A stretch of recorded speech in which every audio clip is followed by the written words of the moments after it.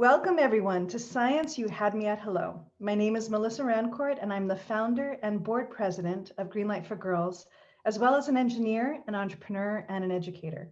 And it's my pleasure to welcome you to today's episode. This broadcast series is designed to help inspire the next generation in science. And how do we do that? By asking awe-inspiring individuals to share their stories. And the word that comes to mind when I think of the speakers today is purpose. In fact, we've invited one of our special G4G partners, Stanley Black & Decker, and as part of their Maker Month.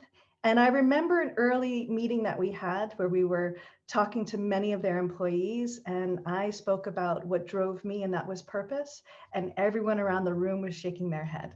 So this is definitely a theme that we all of our speakers today and all of us connect to. This broadcast is brought to you by Greenlight for Girls. We're an international organization and we work around the world to create hands-on STEM learning for everyone, with a particular focus to girls of all ages and backgrounds. So today in our virtual studio audience, we welcome all of you from around the world. Now we have a special shout out to our team who are in multiple places.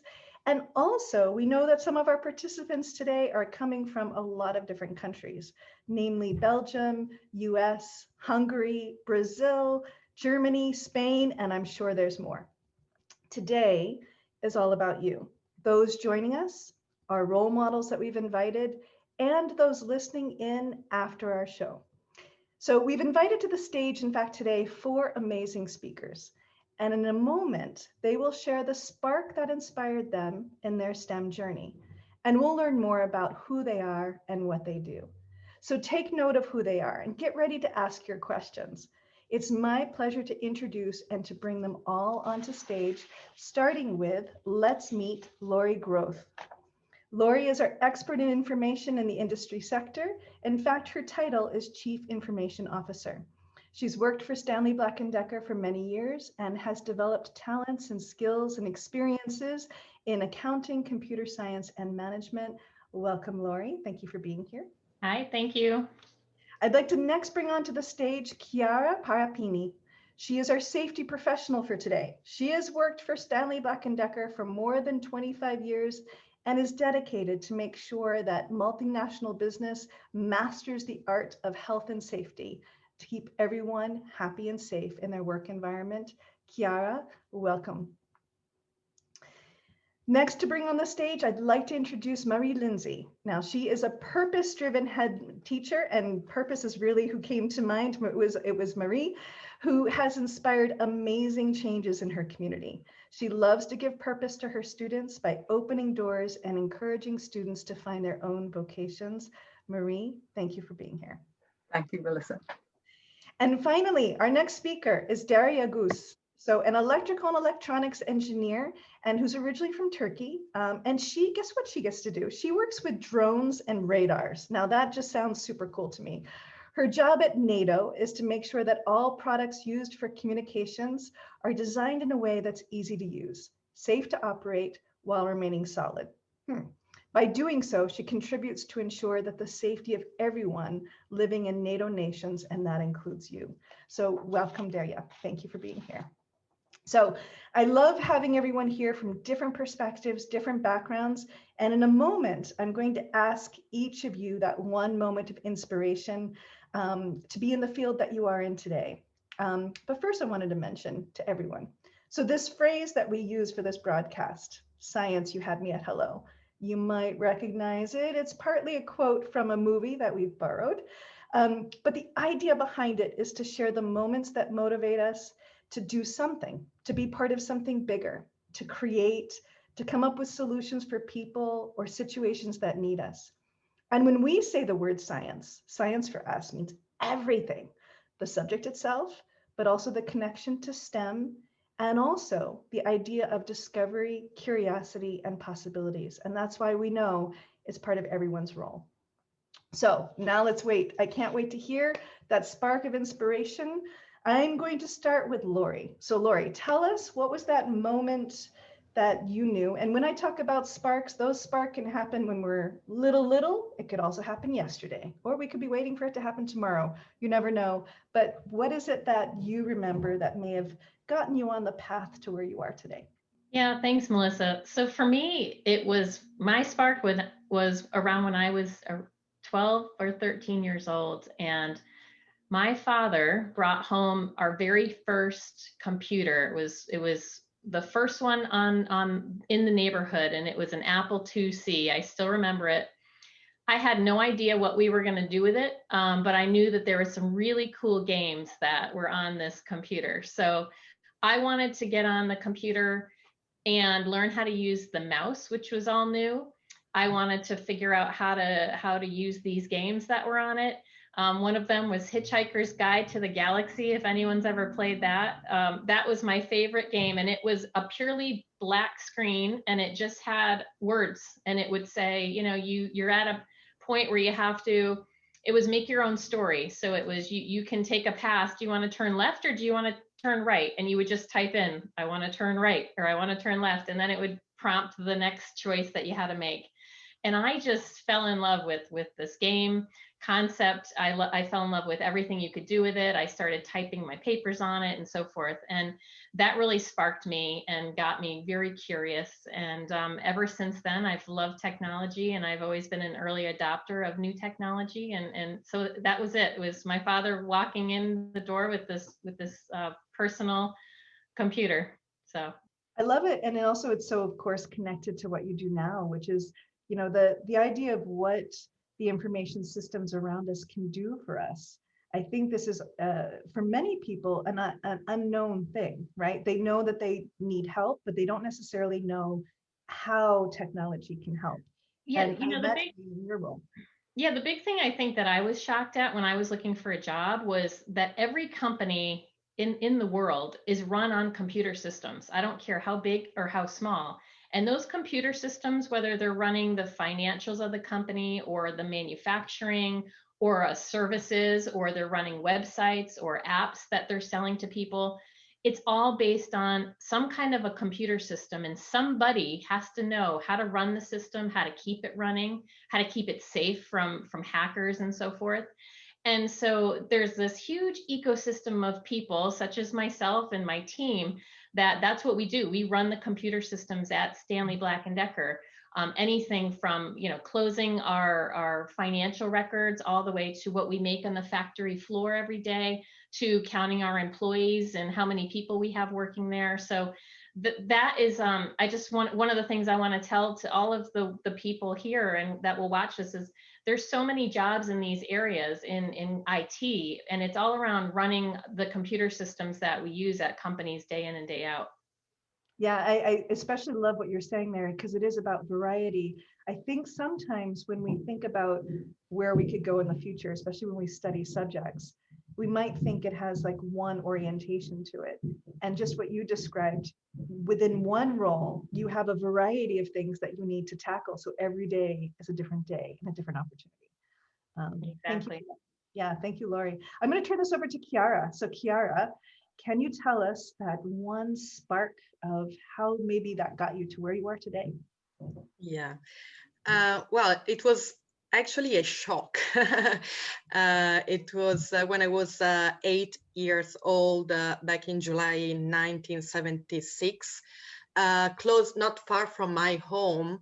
There was a big, I would call it a disaster. So it was a plant, a manufacturing plant, that due to a malfunctioning released the dioxin into the atmosphere. And I still remember, you may remember that it's the Seveso fact.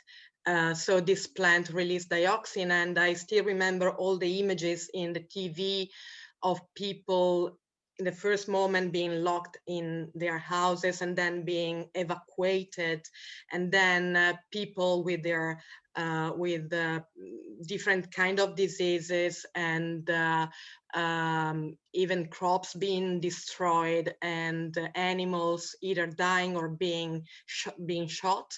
So it was really a shock.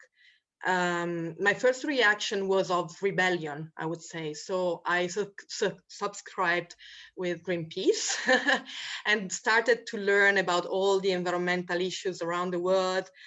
from Bhopal to, and then Chernobyl. I mean, I have a variety of things, but then growing up, I realized that, yes, protest is okay, meaning that you need to know what's going on, you need to be transparent and ask the companies to be transparent, but there is something more. So you can allow to prevent things from happening, from disasters from happening.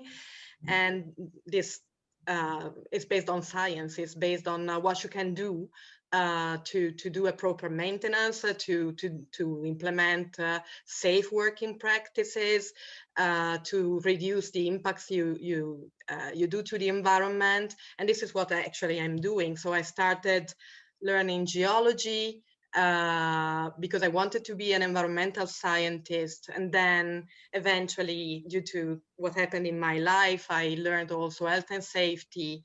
And this is what I'm doing right now. So health and safety and environment. Yeah, I love the connection of what you say, because it's so pertinent to what we're talking about today, is this theme of purpose. So it's one of the things that, you know, in guiding going forward, and that can happen at any time of our life, but what is it that gives us passion? What is it that we feel like we're connected to? And something that, you know, this event that happened quite early on in your life in the environment, and how that then led to a number of different curiosities and opportunities that brought you to where you are today. Thank you for sharing that, and how that goes back to where you are today. I love hearing that. And also, people depend on this, right? So they depend on someone looking at the health and safety of our environment. And sometimes we take it for granted until, you know, unless something goes wrong, like it, you know, Yeah. it can in the environment. And then it's like, oh, well, wait a second, we need to do something about this. Normally they call me when something goes wrong, but we should do that before upfront. Right. Great. Thank you so much. Thank you. I'd like to ask Lindsay. So Marie and I know each other from a long time, and I am so curious because I know of your work, and of course we want to hear more of this, especially during our breakout session. But what is it that led you to do what you do today? Well, having spent 35 years in school, you won't be surprised that my inspiration came in a classroom. Now, I'm probably much older than all of the rest of you, no matter where in the world you're listening to us. And way back in the early 70s, I was not only the first in my family, and I'm from a very large family. I have 7 sisters and 3 brothers, and I was the 5th girl. So there were 4 girls ahead of me going through education. The first time for our family to go to secondary education. And I was able to do science. But not only was I the first girl in my family to do science, I was also the first class in our school in Donegal to do science. So this was a big deal. And in a big family, I was able to come home in the evening and talk about stuff that nobody else in our house really knew very much about, but particularly when we did the structure of the atom. It literally blew my mind. And the other thing that I really remember very well and being fascinated by it was photosynthesis. I couldn't really, the awe and wonder at what that plant was, that little green plant, geraniums that my mother had sitting everywhere, what they were doing was just, it was just jaw-droppingly amazing to me. And I suppose science classes, I loved school, I loved learning, I loved my languages and so on. But science blew my mind right from those early days. And it gave me something, I suppose, that I had never, that opened those doors that never, ever, ever had been open to anyone else in my family or in my circle. So it was a teacher in a classroom, as simple as that.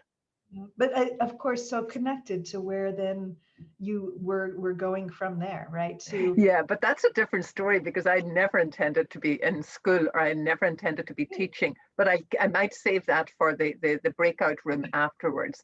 But no, I mean, I knew then that I would spend my life learning more science, and sure, I was learning today as well. I mean, it's just such fun.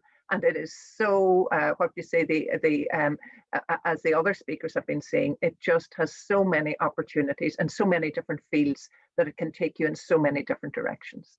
Yeah, and you've had the opportunity, of course, in so many different ways to inspire other people, especially those in your community, to be able to find that same inspiration in science.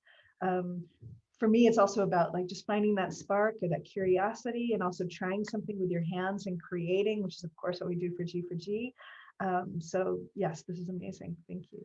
Thank you.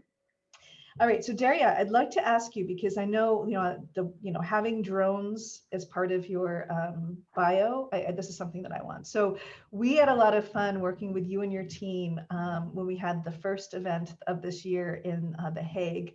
And so we were flying drones around in a certain school, I remember, in The Hague. But before we get there, what is it that may have gotten you to this point? So what's happened during your life, or what spark can you perhaps link to that gave you inspiration? Thank you, Melissa. I think it's a great question because it makes you think. Everyone ends up somewhere and you don't really realize like how I got there.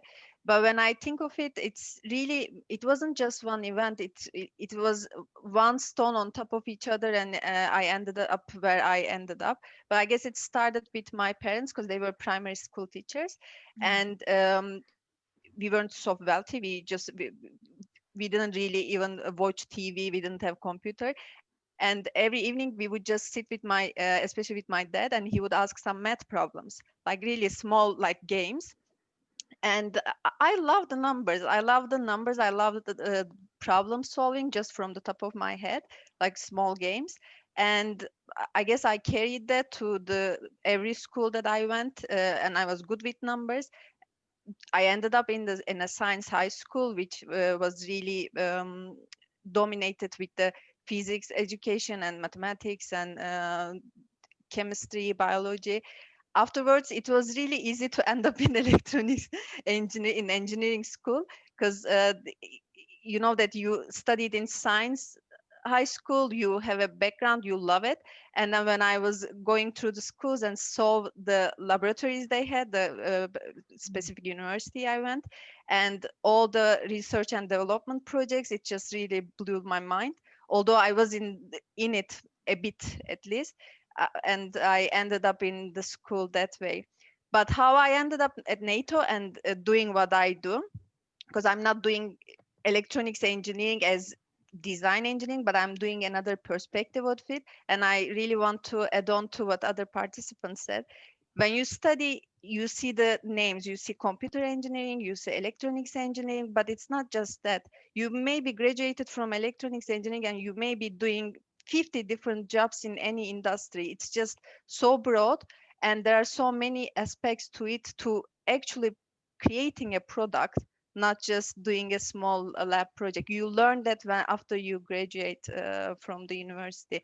And that's how it happened to me. I started working with unmanned air vehicles in my old company.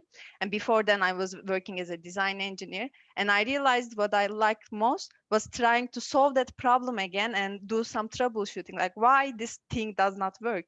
If it doesn't work, how can I make it work? And how can I make it not fail at all? And it started a bit like that to go into the product support engineering. And it was initially with the unmanned air vehicles, then I came to NATO.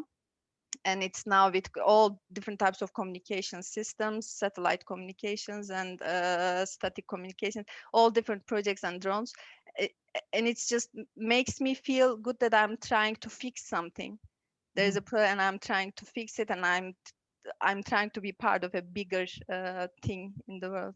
I love it. Thank you, Derya.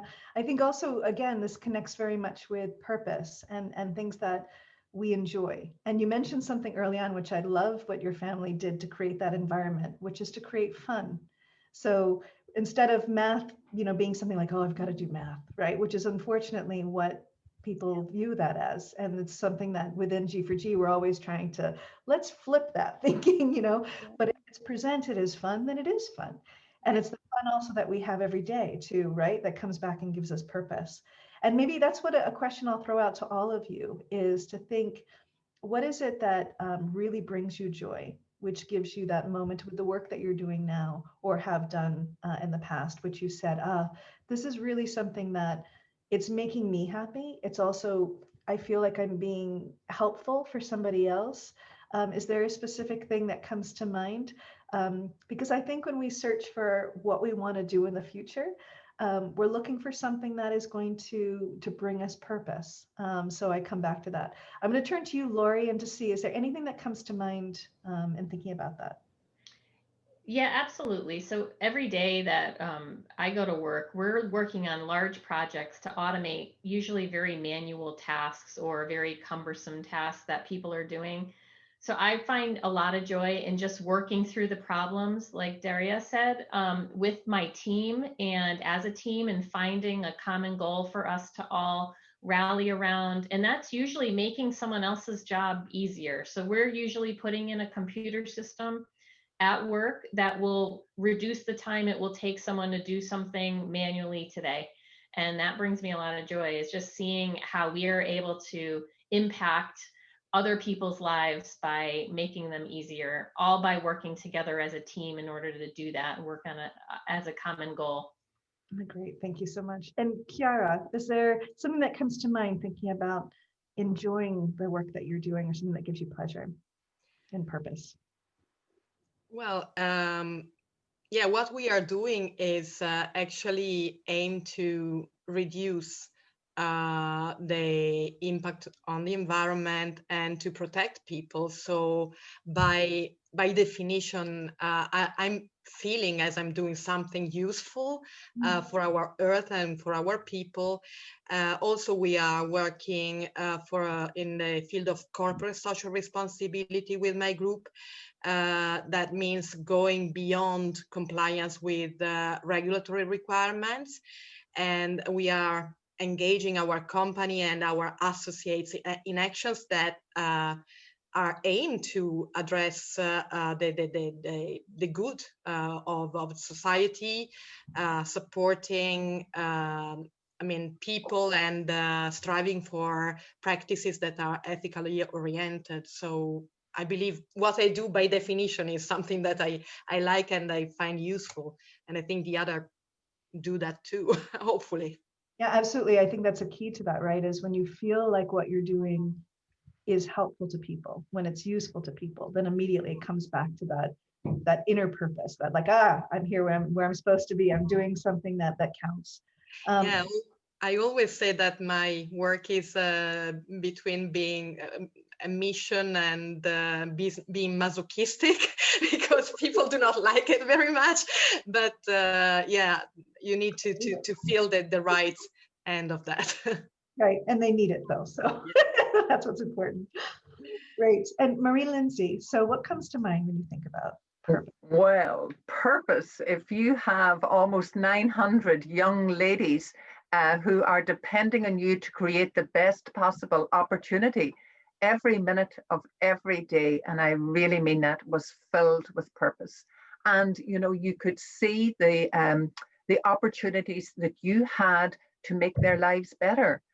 When I started teaching in St. Mary's, I was a science teacher, and at that time, the Derry city was a shirt manufacturing area, and many of the women worked in the local shirt factories. And because of the move in manufacturing to Eastern Europe, those jobs were by and large gone, and unemployment was very high. And we probably realized very soon that we needed to be giving the young girls different kinds of pathways, that they needed to look to the future and to see what was possible.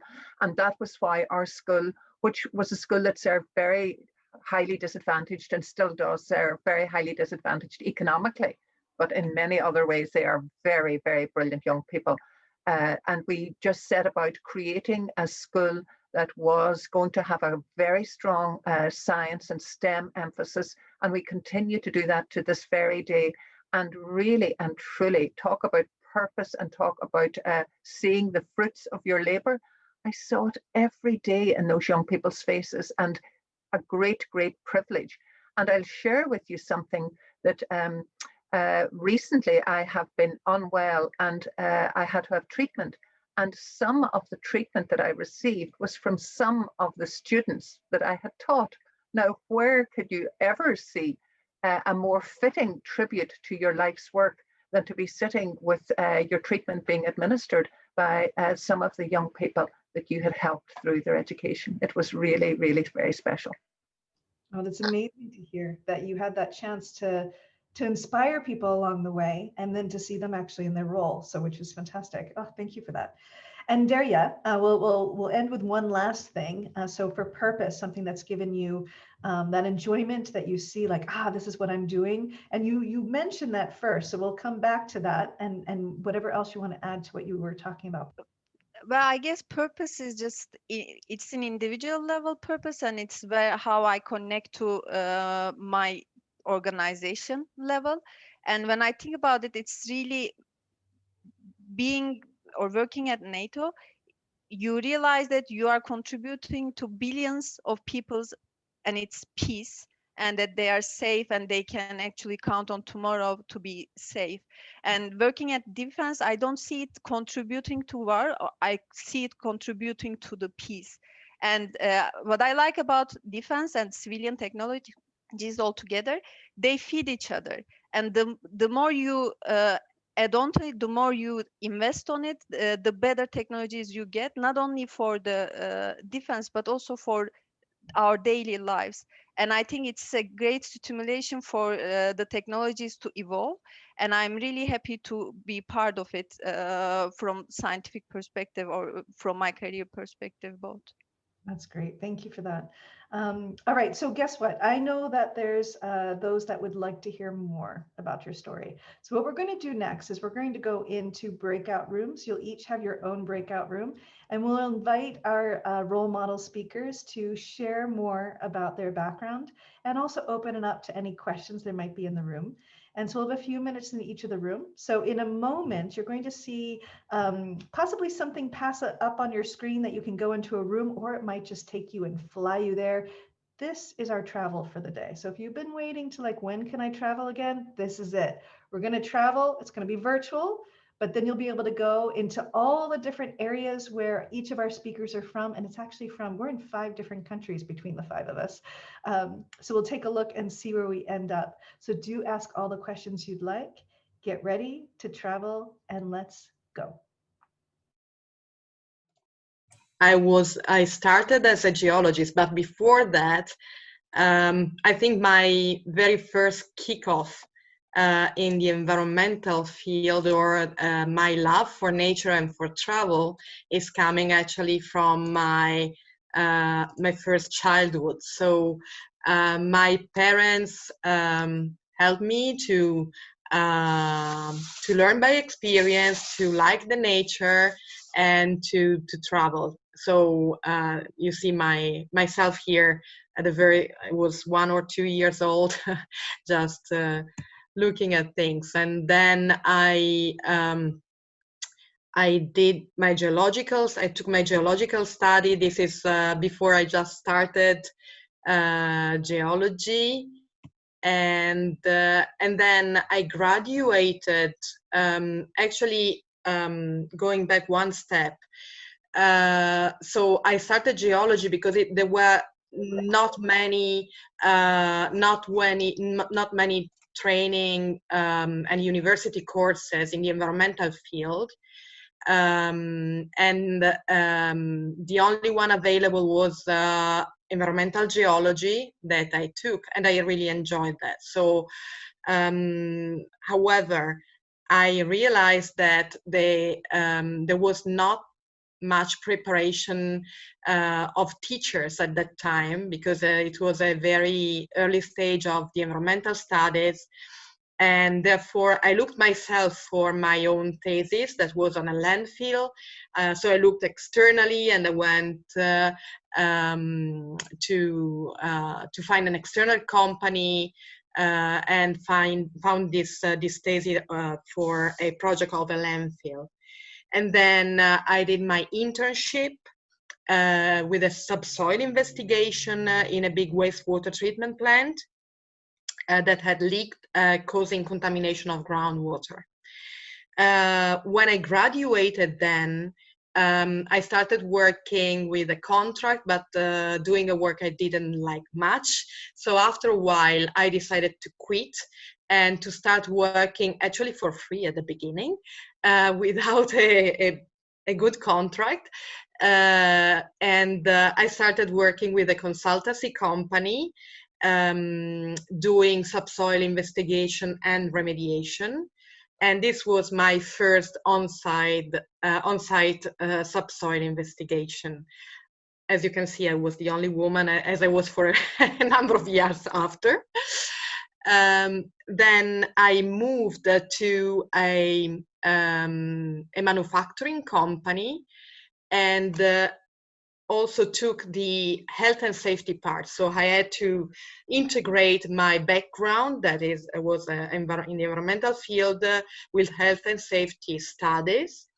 And I learned how to protect people, or the way you need to work in order to risk assess what the work is, and the measure that you need to implement for them to be safe, and how you need to train them to avoid getting hurt. And this is what you can see here. So we are encouraging, enforcing even our people to wear safety glasses, but sometimes we save part of their body, if not their life entirely. Then after a number of years, I started working in a plant as a EHS professional, and then I continued as Italian manager, and then I took on also Poland, and then Czech Republic, and then Germany. And then suddenly, after a number of years, I was promoted to the role of corporate director, EHS EMEA, and now I also have Australia, New Zealand. Good thing is that 2 years ago, I was proposed by my reports, so the people that work with me, as winner of the Make the World Award, and I got the award. Actually, I was very proud of that. So we are 55,000 people all around the world. More than 320 people were nominated, and I got the award. We were 11 people, so we went to the States, and it was a very big celebration. So that was a good thing. So I don't just want to talk about myself. So let me invite you to be part of a small interaction here. So if you read this small, it's a joke, between a poem and as a joke. So the same thing can mean different things if it is read by different people, or if it is in a different context.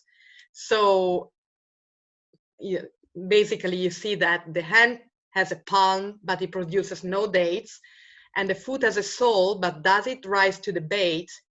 A table wears no shoes, yet it stands on 4 legs. A train has a trail, and yet it doesn't wag. Even the nail has a head, but no power of reason. The same thing can be said of many persons. And this is the key sentence. Okay, so be open-minded every time. Okay? Perspective can cause 2 people to look at the same thing and see 2 totally different things. So let me ask you, if you are too shy to answer, but I would encourage you to unmute yourself. So what do you see here? If you don't feel like you want to answer, maybe you can put it on the chat. What do you see here? What do you think it is? Charlotte or Alexandri? I'm super curious. I think I'm just going to participate. So, my first instinct makes me want to say, of course, the Earth from space. Yeah. But I feel like it is actually a very close up of a kind of material or something in that direction, a skin of some sort, or I don't know. Can you reveal? It's actually a frozen roof of a car. That's crazy, yeah? Yes. Fantastic.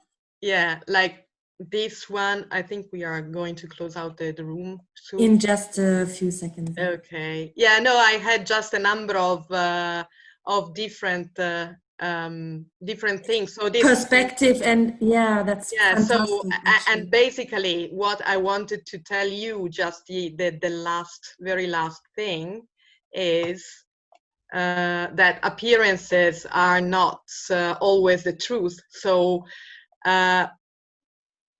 sometimes is you need to look at life from a different perspective. Okay, this is the message. That is a amazing message. We only have a few seconds left. I can't wait for you to start your next room and share all of that with the next participants. Hello, everyone. I have recently retired as head teacher of a school. There were 900 girls in the school, and I am in Donegal in Ireland, but I am on the border with Northern Ireland, and I worked in Northern Ireland, which is part of the United Kingdom. So Brexit and all that is happening with Brexit is very, very important to me, because I will be in Europe and the people in school will be in the United Kingdom. So it's very interesting times. I myself am from a big, big family. I have 7 sisters and I had 3 brothers. And I was the first person in my family to get the chance to study science at school. And my science class in school were the first science class that ever had girls in it. So there was a big focus on science. So I was very, very lucky that I had that opportunity. And from the moment I started learning science, I was just awestruck by it. Every class, every lesson, I loved it. And I went to school in Ireland and I was able to do all the sciences. I did physics, I did chemistry, and I did biology right up until I was 18. And I was also able to do my languages, English, maths, and French and Irish. So I was very lucky. I had a very broad education. And then I went to university and did biochemistry. And when I was at university, I graduated in 1980. I really wanted to go in and work in like a big pharma company or some sort of maybe research work. And an interesting thing happened. The boys, I had a good degree, but the boys were getting called for interviews. And I and a few of my female friends, mostly the class was boys, but some of us girls with better degrees were not getting called for interviews. And this might seem strange. This is what, 30, 40 years ago? But yeah, there were less opportunities for young women in their 20s who were probably seen as high risk in terms of how long, if they would stay with the company. So that was a shock to me. And while I was thinking about this and deciding what to do, I got a phone call from our local further education college. And they asked if I would come and teach the class that their tutor had taken unwell. And I took a contract with them for a year. I never, ever, ever wanted to teach. I thought I would be too impatient. I thought I would be bored. And I thought I couldn't manage all those young people asking questions. And I went, because I had no other work and I needed the work, I went and taught there.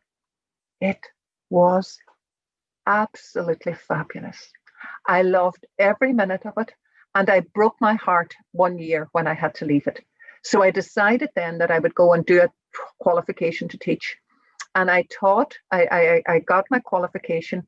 And I taught for a year in an all-boys school, believe it or not.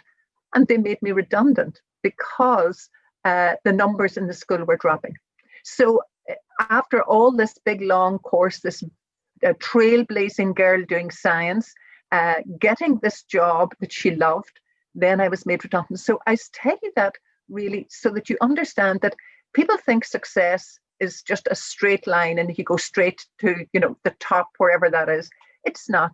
Everybody has their 1 step forward, 2 steps back, a step sideways. That's the way life is. And you just have to keep going. So I applied for a job after being made redundant. I still got my redundancy letter and I started teaching science in St. Mary's. I taught maths and science for 21 years and I loved it. The opportunity came up to be head teacher and I applied and I got the job. And I was head teacher until September for 14 years. and it was the most amazing time of my life. I really loved it. And during my time there, we made the school a very much science and STEM focused school. We were one of the first schools in Northern Ireland to be a specialist school for science. We were also a Microsoft Pathfinder and are still a Microsoft specialist school, which means we connect globally with other schools. And we're also what's called a digital schoolhouse, where we promote and help the primary school children develop skills in coding and so on.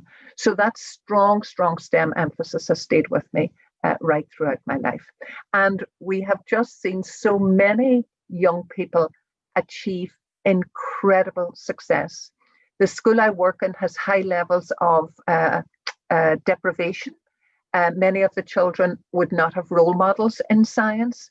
Many of them would be the first in their family to go through university. And providing them with opportunities to go and do science courses was a big drive for us.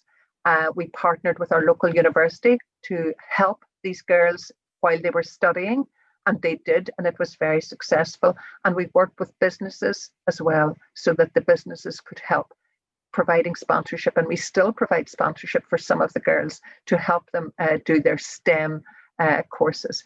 And the girls have had amazing success. We enter a lot of competitions, which the curriculum is quite narrow in schools and doesn't encourage creativity. And that's probably shocking for a principal to say, but it's probably true. So we would do competitions where they would have to solve problems, think outside the box, crazy ideas, and they are very successful. And we do it in so many different ways. We even run now our own big competitions locally for the primary school children and so on. And so much so, one of the successes was one of our pupils in 2019 was the UK Young Scientist of the Year.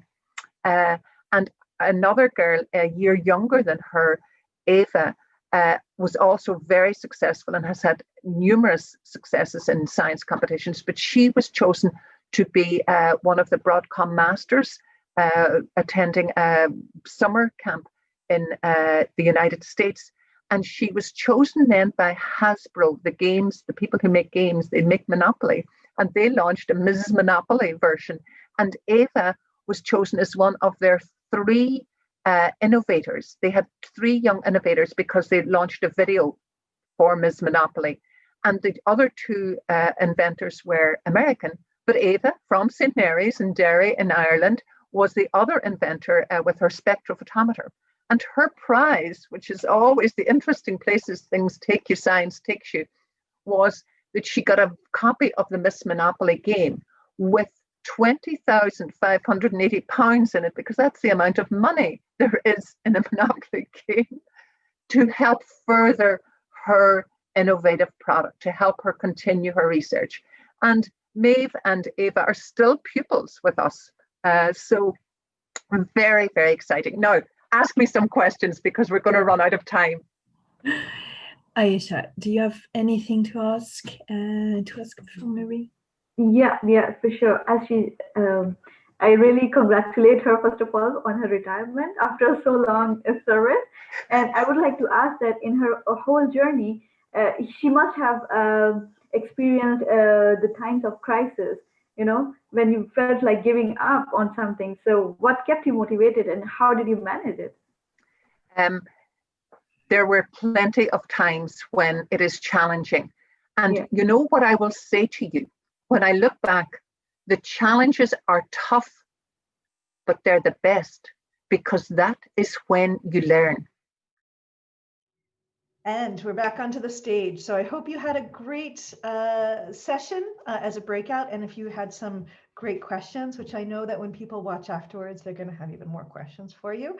And you may even find someone reaching out to you to say, hey, please tell me more. With this, I'm going to bring up another person into our stage, because I know someone who has some great questions for everyone here. So we have a lovely program, which is an ambassador program for G4G, and we have ambassadors who are all around the world.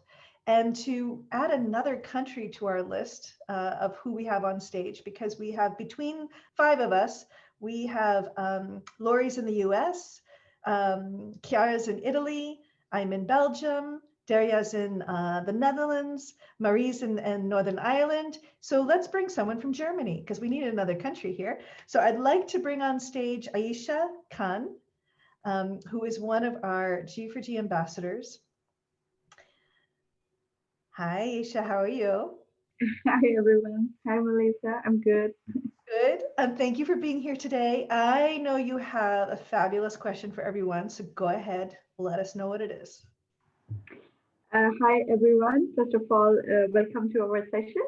And my first question goes to all of our speakers that maybe you can share with us an experience of a decision that was really difficult to make at some point of your time in your life, but that has changed your life or maybe empowered you or liberated you in some way and that you're really proud of, and maybe it has served the purpose in your life, you know?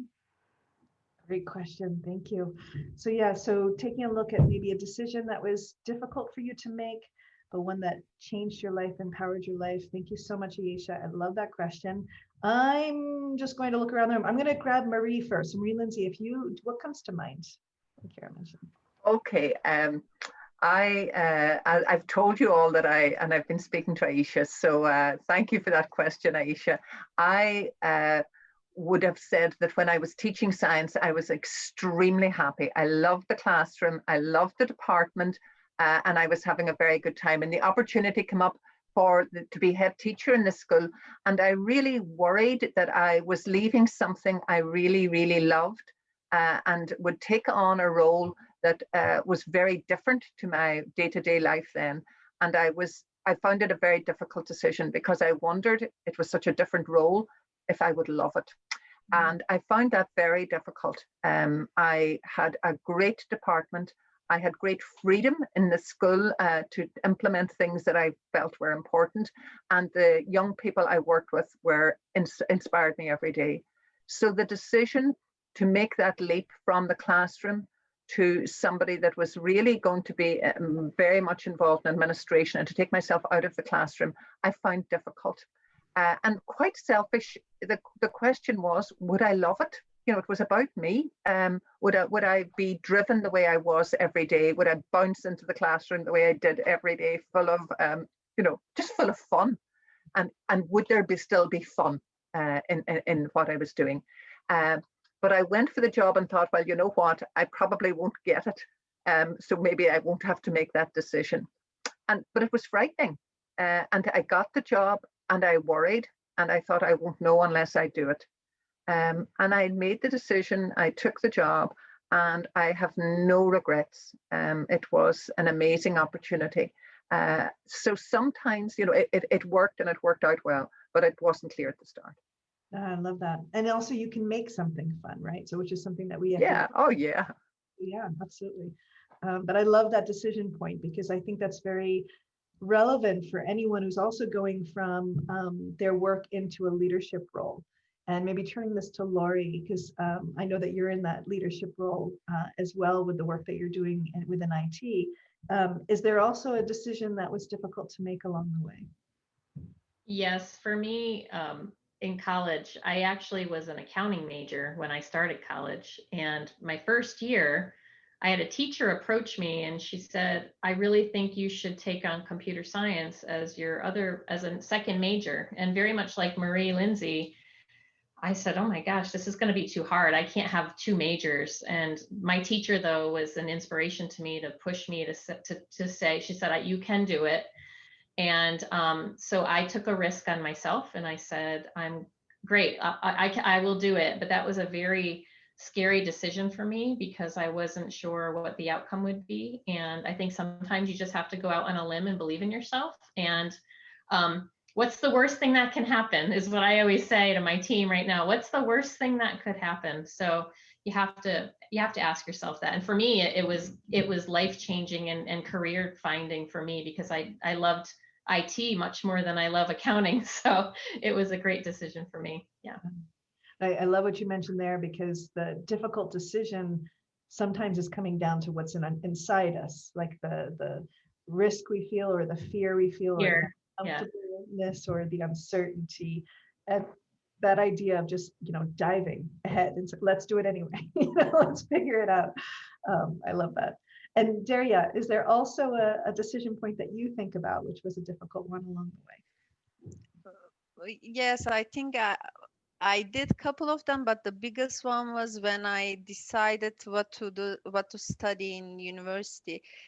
And again, maybe it's a bit about fixing people. So I wanted to be a psychiatrist. So, and I was in between being a psychiatrist and being an electronics engineer. It may look like they are very separate, but for me, they weren't, because I love the numbers, but I love the science classes. I love the biology as much as I love the physics. So for me, it was really something that I could dive into, but I made my choice based on the circumstances, and I was just young, and I'm really happy that I did this choice.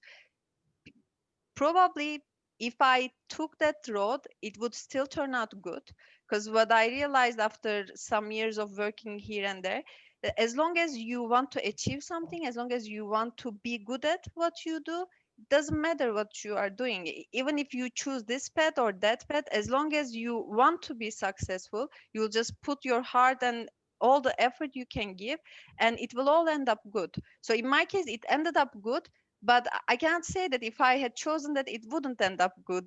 I think it's all about it's all about perspective, and it's all about the enthusiasm and the willingness that you want to put into whatever you do as a human being. Great, thank you. And Chiara, is there a difficult decision that you could think through? Oh, yes. Well, it started with my mother. She always told me that I needed to be independent, that I need to be able to care for myself. And I did. And I studied, I started working, and then I started working, and then I had a family. So I had a husband and 2 kids. And when I joined Stanley, actually, they asked me to travel a lot. And it was not easy at all. Because with 2 small kids and a difficult job, traveling around, and with long working hours, it was not easy. And the other mothers were looking at me like, okay, you are different, you are, you want your career before your family. That was not the case, but I wanted both. And so I continued, and it was not easy. Fortunately, my husband and my parents helped me a lot. But this helped me very much because, unfortunately, my husband passed away very suddenly and prematurely. And I was able to grow my kids, to do my job, and to go ahead and carry over. And it was also a help for me to keep my mind in other things. So I think this was a difficult decision, but I think it was the right one. It's interesting to see where our paths take us and what we put in place, like you had done, which then ended up helping. So while difficult at the time, ended up being very purposeful and being able to manage everything, which is amazing. Thank you for sharing that. We have time for one more question, because I like Ayesha's questions. And we've had her on our broadcast before, and she's amazing. So I'm going to ask her one more question. If she could give it to everyone here. We might not get a chance to go all the way around with everyone, because we want to go into one more breakout room before we go. But Ayesha, tell us, what do you have? What else? So I'm really excited after hearing everyone's story that everyone is stronger in some way, and women like us, they have this one thing that we are not going to give up no matter what. So with the same context, I would like to ask everyone that in times of crisis, when there were difficult decisions to make, like what kept you motivated and what kept you going on when the situation was all about like giving up and you had nowhere to think about? Great question. All right, I am going to turn it over to Lori. Do you have something in mind? Sure.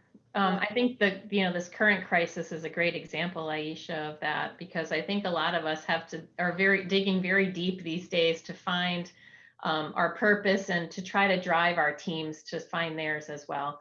And for me, it all comes down to empathy. You have to be able to empathize with other people and to realize that put yourself in other people's shoes when you're trying to be a leader, and really to lead people and treat people how you would want to be treated. It all goes back to that golden rule. But you really have to think about all the different circumstances. So, for me recently, it really has been around COVID and trying to come with a smile, with a positive attitude, but listening to people, asking them how they're doing is so critical when you're trying to be a leader in a time of crisis, and really understanding where people are coming from and what is on their minds, I think, is first and foremost. Yeah, that's a great advice. And of course, we're all dealing with this. It's one of the things that the pandemic has brought, is that we're all dealing with the crisis all at the same time in lots of ways: personal, professional, industry, companies, our environment, everything. But there will always be times of dealing with crisis on so many different levels, right? So it is something that is joining us today, so we can get some solace with that, but then also that motivation and inspiration from each other to keep things going. Because when we are in a role of leadership, it is about creating the motivation for others. And sometimes that's finding it deep within ourselves to have that positive view of, this is what's possible. Let's go after it. Let's keep going. Let's do this. And also let's do something different. So this is also about leading through times of getting motivated with doing things differently, which is what we have to do as well. All right, I'm actually going to turn to our breakout room. And this perhaps may be a great question that you can lead off with or continue on with your story, but there's other people in the room who want to hear your story. So I encourage you to share, and I encourage all of you as participants to ask your great questions. And for those that are listening afterwards, then also take a look and see how this inspires you too. So let's get ready to travel one more time before we come back to our main room, and we have an experiment surprise for everyone. So get ready and travel. But Indra, I was just mentioning to the other group when we had the breakout. I found about this from my university webpage, and that around 2015, actually, they started to have these programs to encourage the young women, girls, to participate in them or to try to get admission for the engineering school, because these are the numbers for the past 20 years for the male and female students at my university.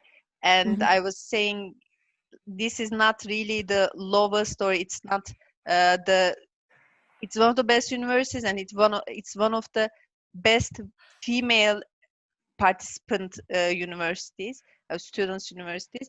And it was really again a confirmation to see that in the past 20 years it didn't change much. And I don't think it's just for my university. I think this is valid in most of the STEM areas. Yeah, and of course there's huge differences also between national contexts and between countries if we look at a global scale.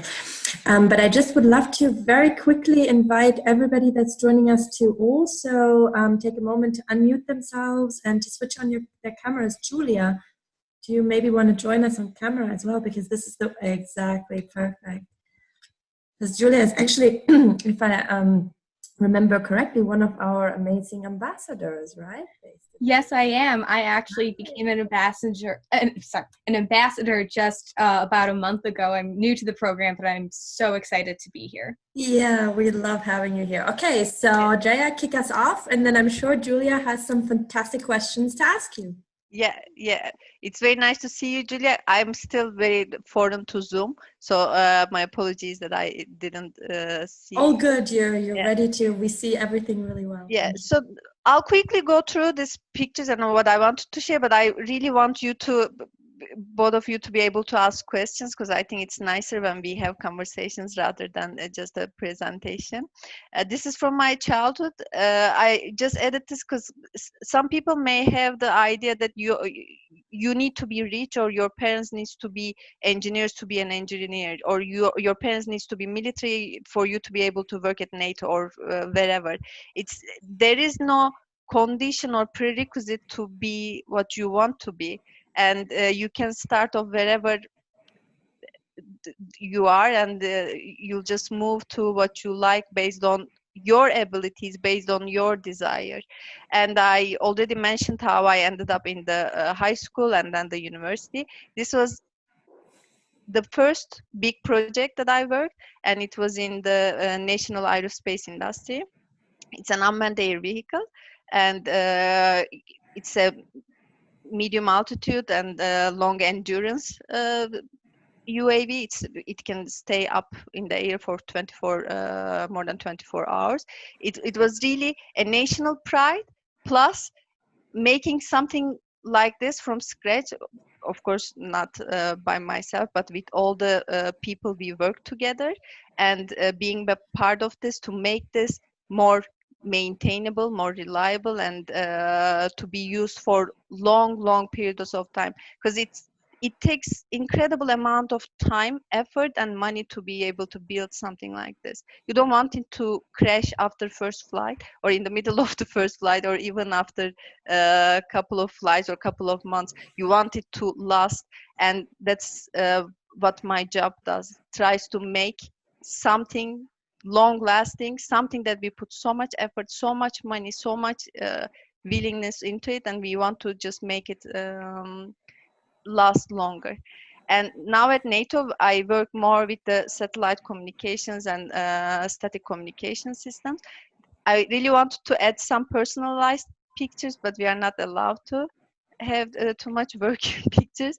Therefore, I found these pictures from the approved source. And one last thing that I want to share, actually, this is the NATO headquarters in Brussels.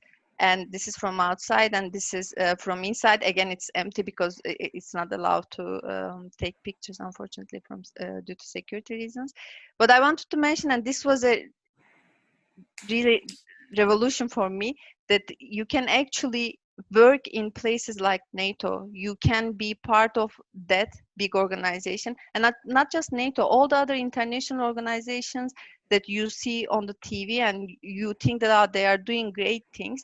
You can actually be part of it. You can attend to the internship programs like a young professional. You don't even need to have too much experience to be able to work in these places, to be part of this. And that was something I really wanted to mention today, because we may not be aware, and we are coming from too many different countries, and how these things are distributed or marketed, maybe advertised, is just different. And if you are not inside that industry, you just don't know. And I think this is like girls being in STEM. That's one step, and second step is just being more aware of the opportunities worldwide. The world is ours, and we can just open the door and see. And that's what happened to me when I was working in Turkey. I was happy, and I had a job that I loved. And then when you open a door, then it just opens up so many different cultures, so many different, it's a different life. And I think we all need to be aware of those opportunities. So sometimes we perceive boundaries that maybe are not even there, just because somebody maybe told us that there are boundaries or doors that are closed. Absolutely, absolutely. I think most of the time it is like that. It's people that tell you that you cannot do this, or you cannot be this and that.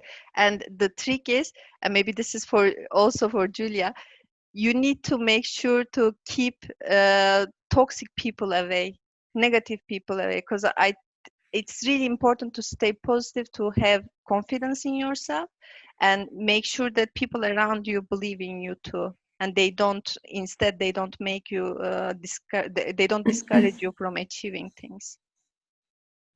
Yeah, Julia, we have like about 2 minutes on the clock.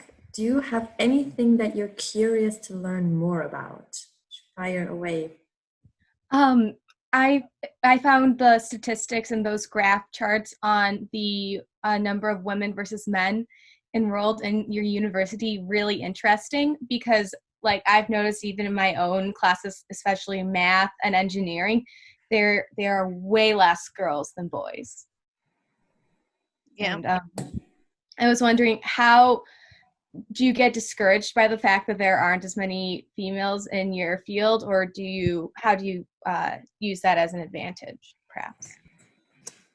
I think once you step out and see that, okay, this is something I need to accept, and I'm going to be the only woman in every or majority of the meetings I attend, or in every class I'm in, I'm going to be one of the few, and my friends are going to be more friends that are boys rather than girlfriends. And once you just step out from that fact and acknowledge that, I think it gives another strength, because you know that you are one of the few representatives of your kind, and you want to achieve more. You want to show the strength, and once you do it once, and afterwards it's just too easy. You just repeat it, and you know that you have done it. You know that you have a voice, and those men needs to hear it. And this is something we always need to remember. It's as long as we have confidence in ourselves and that we know what we are talking about, I think we always should have the courage to step up. Yeah, and you learn that also in the experience. You don't know until you actually step up or until you actually do it, that the boundary is actually not there, or the door isn't actually closed. And the experience is something really great to take along. Yeah. Great. Any final words? We're going to leave in about 10 seconds. What do you think about that, Julia? Are you ready to get out into the world of STEM? I definitely am. I'm only a sophomore in high school right now, but I'm so excited. As I said earlier, I'm in technology. I lead a group of technologists for Stanley Black & Decker for work, but I also am a mom. I'm a wife. I have 2 dogs. I love to run and exercise for stress relief. I love to be by the sea. This is my first computer, actually, the one up on the left. This is the one my dad brought home and what inspired me to get into technology. One of the decisions that I made early on was I decided to work for a big company. It's Stanley Black & Decker. It's about 50 or 60,000 employees, and it's global. So one of the things that, I want to encourage the women on this call are, when you're thinking about a job or a future, and you're thinking about where you want to work, if traveling is something you want to do, I'm talking after COVID and we all have a vaccine and it's safe, think about a company that has a global footprint, because you will be able to travel all over the world to different places, with the company. So it's a wonderful way to see the world and really experience new cultures and new ways of living. These are just some of the places that I've been to, over to Singapore and Asia, all over Europe. I've been all over the United States and to Brazil. So those are some of the places that I've been. This is headquarters for me. This is in Connecticut in the United States. These are my kids. They had Bring Your Kids to Work Day. And so this is my office there, and they loved writing on my board. Up in the left-hand corner here is a picture of what a typical day would look like for me. It's a lot of teamwork where I'm sitting around a table with my colleagues and we're working on problems. We might be in a war room, we call it, with all kinds of on this day, things were all over the windows because we ran out of room to write on the board. So we started just putting things on the windows of ideas and working together to solve problems related to technology and technology solutions for Stanley. And here's just some of the pictures I brought of places I've been and things that I've been able to do. We have a lot of manufacturing plants all over the world, about 80 manufacturing plants. And one of the things that, and like I said, I've been to, the bottom 2 pictures are in England and Windsor. Windsor Castle is a great place. It's right near one of our manufacturing facilities. So I almost got to see the Queen. I waved a few times. Up on the top right is an example of one of our manufacturing facilities where we have different machines that are manufacturing these tiny fasteners.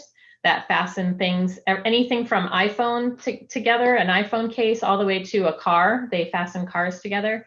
And in the top left is a picture of me and two of my colleagues when we went to the Jaguar Land Rover plant. We got to see our fasteners attaching cars together. And I have a quick video of that if you want to see that.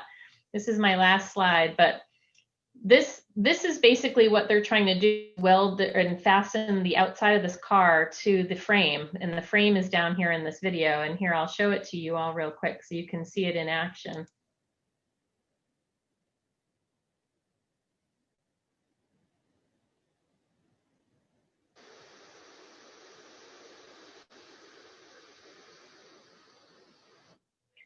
So it's impressive. I love this because there's no people anywhere. So what it's telling me is technology is driving all of the things that you see in these pictures, in this video. There's no people anymore. So we're automating the factory floors of all of the plants.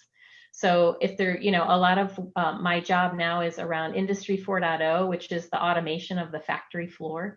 And there are so many opportunities for people that love data and analytics, or solving and automating problems of people, and training people on how to know how to support these systems, because a lot of these folks are people that only did a very manual labor in the past, and now that we're going to full automation, a lot of the factory floor workers need to be skilled and upskilled in ways that we never thought possible before.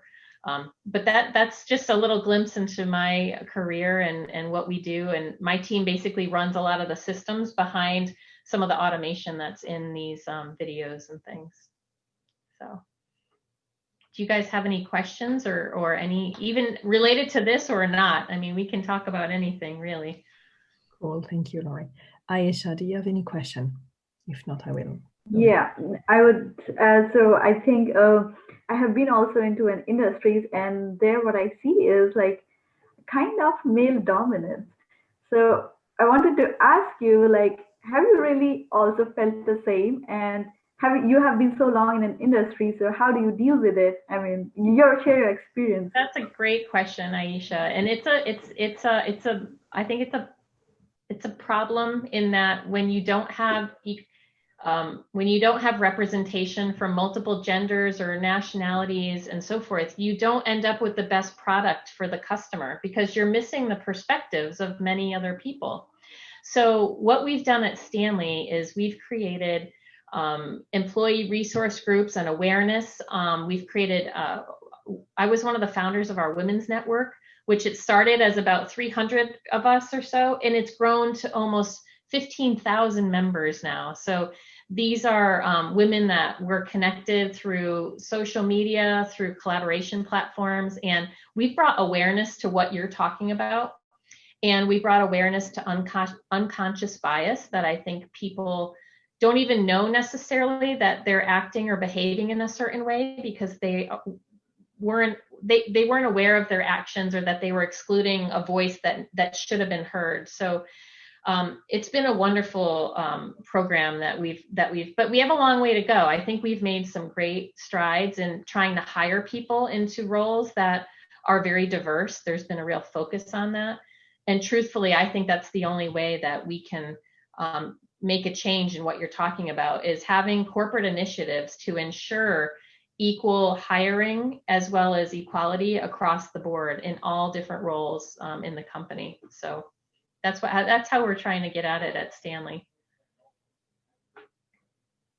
Any other questions? I think we have about a minute left. Yeah, it's actually because in the breakout room just before you, Ayesha and I were talking with Marie, and she was saying, she was sharing her experience that as a student in science 30 years ago, when she was interviewing for jobs, she didn't get any interviews, while her male colleagues were getting lots. So it's funny to see that we're still having the same issues, definitely, but companies are now looking the other way, and they are actually looking for diverse candidates and looking for diverse applications. So it's that's what I'm finding, Marie. I'm finding opportunities are coming out from all places now because companies are realizing the value of having women and diversity in all levels, and I'm seeing it everywhere. I'm getting a lot of calls and things from people looking for, for women. And that's what we're doing in our own company. We have to have a diverse slate of candidates before we make a hire. So if we have an open role, we have rules now that you have to have some different all different types of people in that, and not just, all white males, that we're interviewing now. So I see change is coming. It's here, I think. Yeah.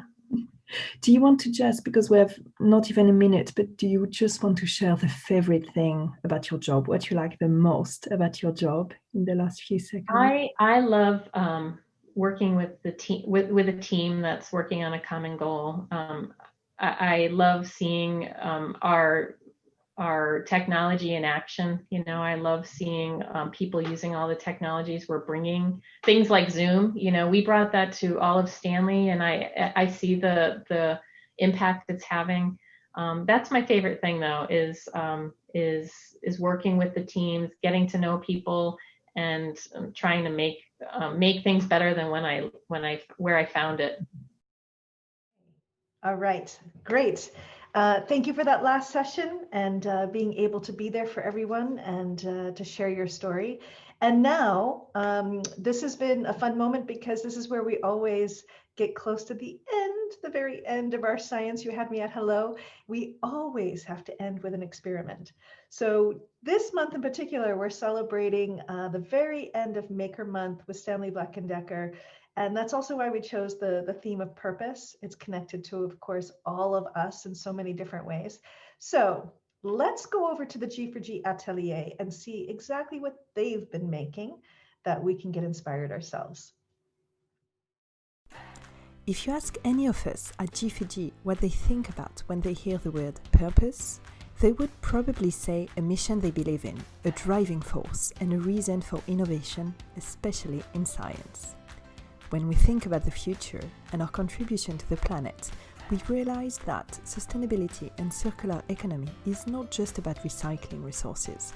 It's also about giving new purpose to materials found all around us, to give them a new life, a new meaning, and making things we would otherwise discard useful again. Using innovative science and technology to improve a product or process is the foundation of advanced manufacturing. So let's find smart solutions to reinvent, starting by repurposing materials to construct a water fountain. Let's go!